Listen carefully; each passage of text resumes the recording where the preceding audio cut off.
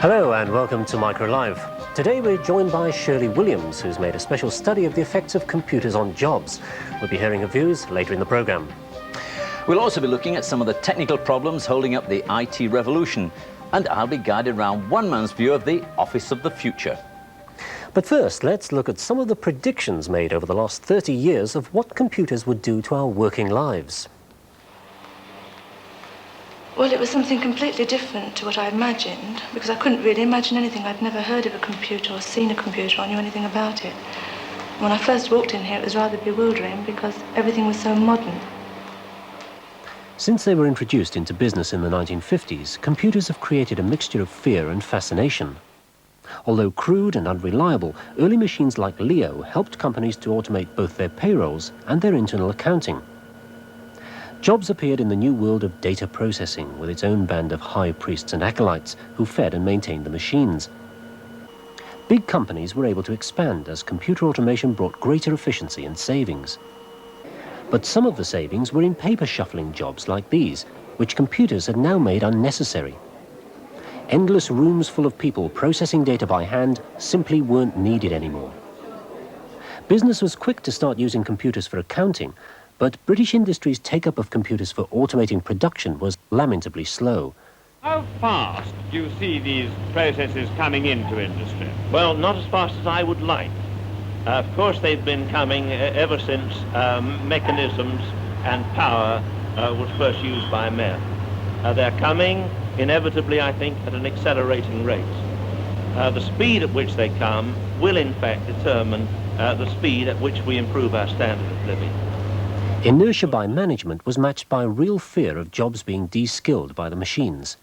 For instance, British Steel at Rotherham installed a computer to control the furnaces. We asked two of the senior melters if they thought there was as much satisfaction in the job now that a computer was taking a share in it. No, I don't think there is. I should think it's like automatic pilot on an aeroplane. If he just sits back and lets it have a go, I don't know there's any more satisfaction in that, is there? I think you like to think that you're in charge of a thing and that at the end of it you've achieved something. At a time of full employment, a debate was beginning about the long-term effects of automation. In 1966, it reached television. Two main points of view emerge. In the simplest possible terms, one is optimistic and the other pessimistic.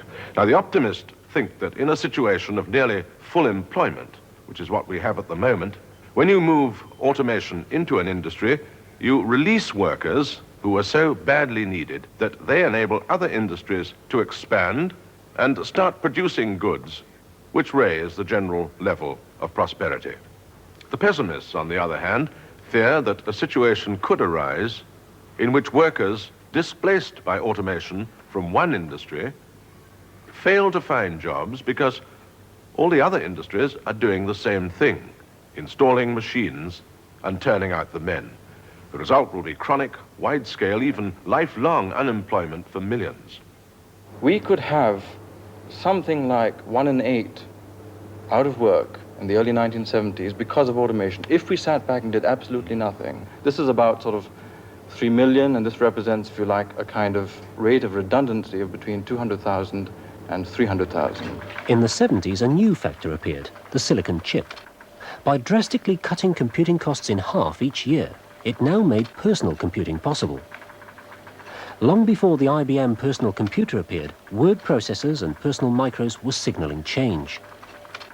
Pundits began to predict that computers would affect whole new areas of office work, destroying jobs in the hitherto protected service sector.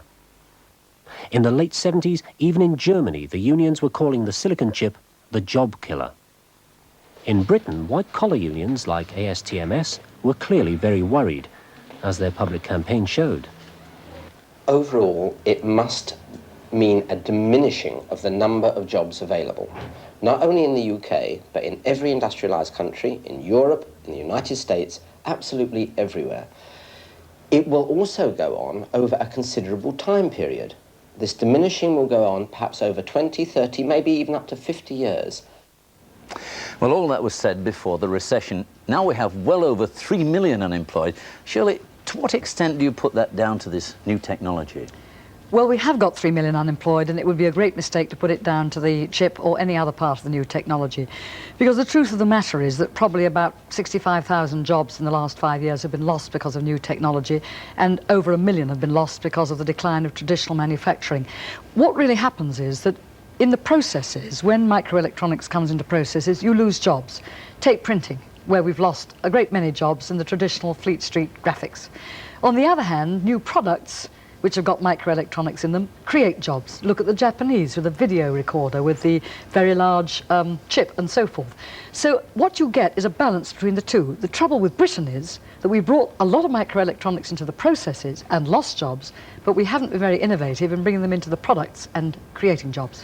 When we were filming a series on robotics in the United States, we saw a most extraordinary factory there that was actually making robot bears that would sing and act the part in a chain of pizza parlors. And you can see now this is Billy Bob Broccoli, and it's a sort of piece of industry. It's a huge factory, is that it was inconceivable that could exist without new technology, and nobody could have forecast that it would happen. It's really quite intriguing, because not only does it provide work for people to actually make the bears, but also to maintain them and to provide the music for them to sing in these great big chain of pizza parlors. Absolutely, it's an awful new industry, but it has created jobs. What else do you see as creating new jobs? One of the areas that has grown very rapidly is the professional area and technical area. For example, in the United States, about 500,000 new jobs have been created for technicians in information technology, another 300,000 for computer specialists, and many, many more related to robotics and so forth. I think that that's going to be the great growth area, and the great dropping area is going to be, not yet, because it's been very slow, the clerical area. I think the clerical area will probably drop by many hundreds of thousands in the next 5 or 6 years, but it's all much slower than that film we saw indicates. There are still people doing shorthand typing in our offices even today. We haven't seen this great big loss of jobs at all in Japan and the United States that we've seen here. Thank you very much, Shirley. Fred? Well, maybe we haven't really seen the major effects of the micro-revolution yet. The people who predicted that it would sweep through offices like a plague have, to a large extent, been proved wrong. In most offices in Britain, we've been very slow to introduce automation. Or perhaps the technology is too expensive, or perhaps it's simply not good enough yet, not easy enough to use.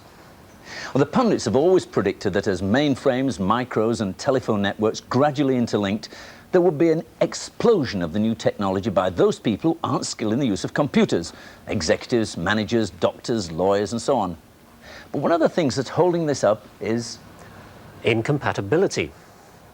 And we start our stroll down incompatibility lane right here in the home. Now, if you've got a home micro, you'll know that if you want to exchange software with a friend who's got a different machine, you can't. They're just incompatible.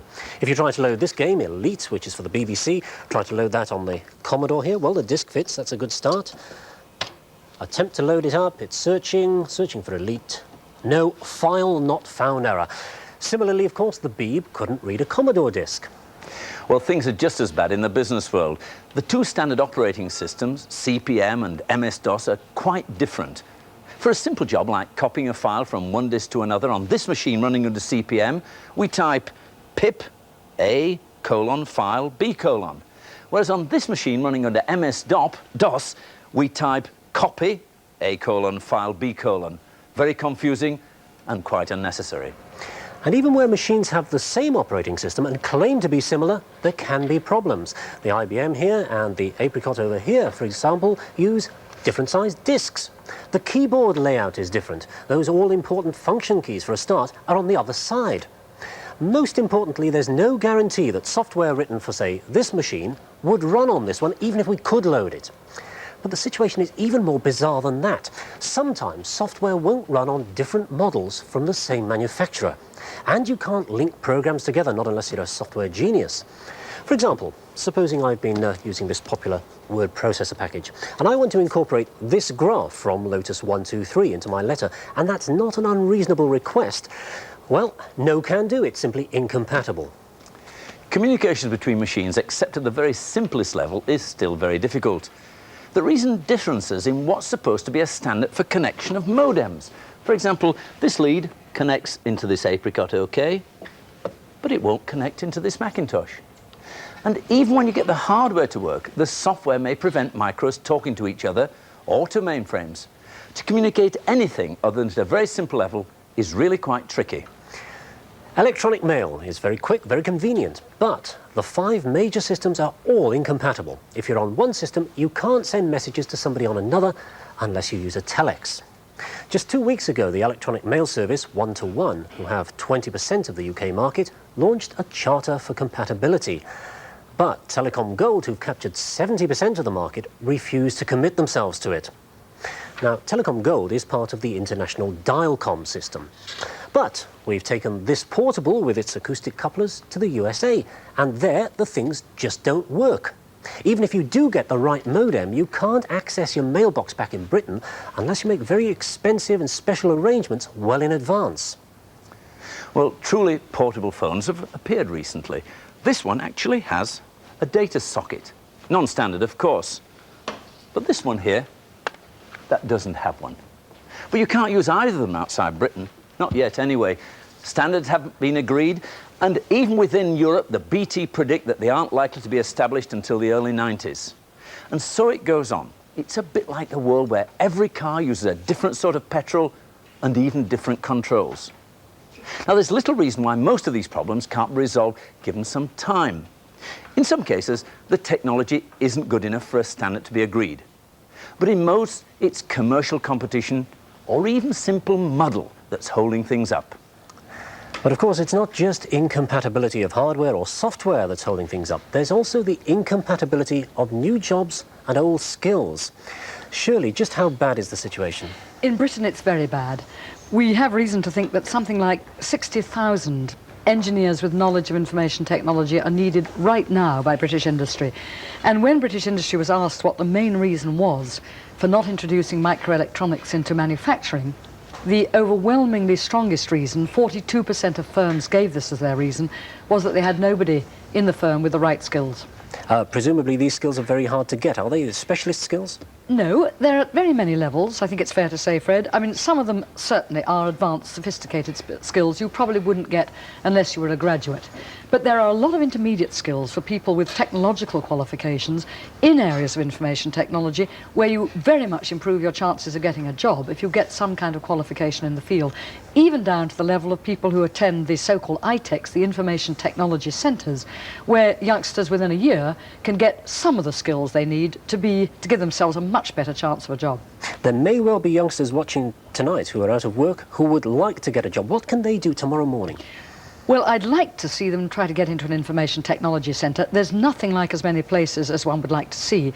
If they can't do that, then I think the next best thing would be to ring up their local further education college and find out what courses there are that they could take either at home, after work, or in the college if they're not in work, if they're unemployed, in order to give themselves the skills that are needed to try to get an information technology job. But it's all a matter of getting qualifications, is it? I'm afraid so. There isn't a lot of room for people with no qualifications at all, and I think that youngsters who leave school without them would be very well advised to go back and try to get some kind of training, or if you like, go through open tech.